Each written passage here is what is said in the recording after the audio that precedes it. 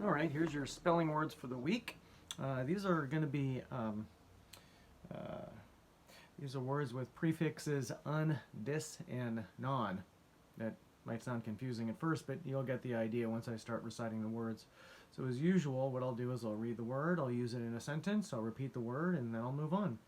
There are 17 words this week. Odd number. Okay, 17. Number one is unbelievable. It was unbelievable that Brian had survived the crash. These sentences will make a lot more sense once we actually start reading the story. Unbelievable. Number two, discomfort.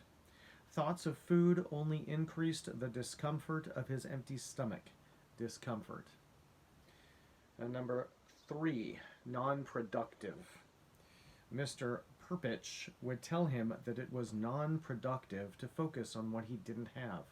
Non-productive. Number four is discouraging. It was discouraging to realize how unprepared he was. Discouraging. Number five, unrealistic. Brian wondered if it was unrealistic to think that someone might find him. Unrealistic. Number six, non-functional. The plane's radio was non-functional after being damaged in the crash. Non-functional. Number seven, discover. It could take rescuers days to discover that the plane had veered off course. Discover. Number eight, unaware.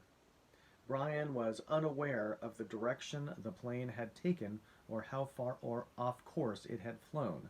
Unaware. Number nine, disadvantage. Brian knew that his lack of shelter and food were serious disadvantages for his survival. Disadvantage. Number 10, non-existent. He realized that his knowledge of the wilderness was almost non-existent.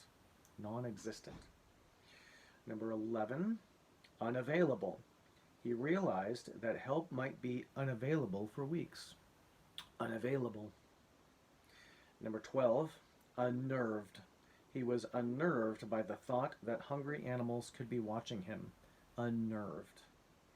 Number 13, distrusted. At first, Brian distrusted his ability to think clearly. Distrusted. Number 14, non-toxic.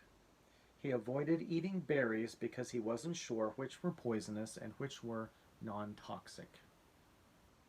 Number 15, non-perishable. It is important to have non-perishable food items in stock for emergencies. Non-perishable.